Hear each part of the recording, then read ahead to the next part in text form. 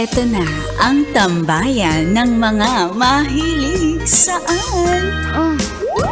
MILF, MILF, My Intimate Love and Fantasies.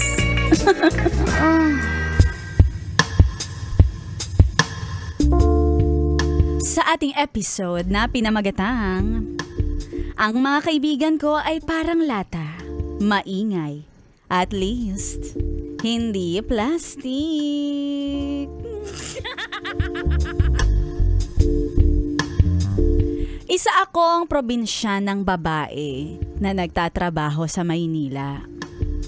Kaya imbes na magko-commute ako ng 3 hours araw-araw, pinayagan ako na magstay sa apartment ng aking magulang.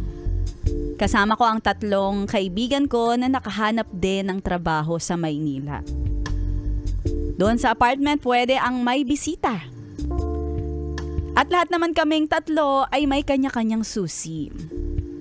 Kaya isang araw, nang ako ay pauwi at ina-update ko si mama na nakauwi na ako at nagbubukas ako ng pinto, nagulat ako sa nakita ko. Dahil nakita ko ang kaibigan ko na nagjujurot-jurot sila ng jowa niya. Bigla akong sinarado ang pinto sa aking gulat. Nagpalipas muna ako ng ilang minuto sa labas. Oo, alang-alang naman pumasok ka, te. Pagkatapos ng nangyari ay awkward.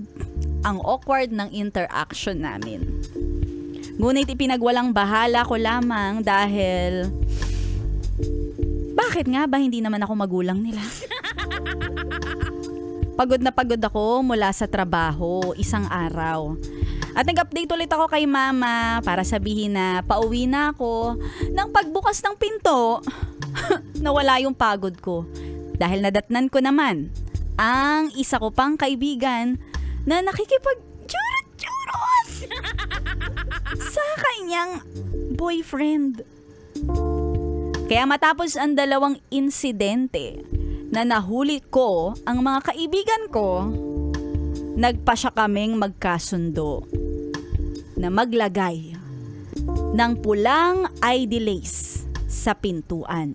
Senyales na sila ay may ginagawang milagro. Pulang ID lace. Akala ko nagdesisyon ka ng umalis.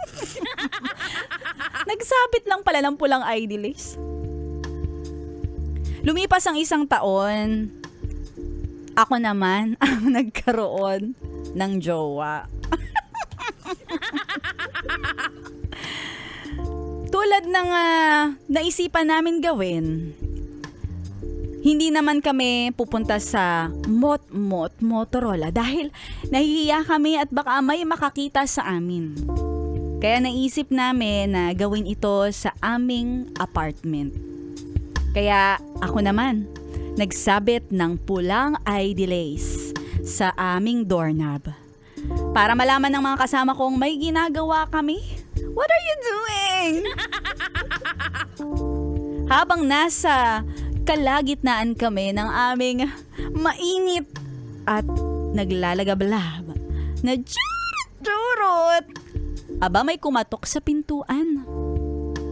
Nainis ako dahil meron na ngang pulang ID lace. Yun na nga ang aming code. Kaya napasigaw ako, "Teka lang! Matagal pa to!"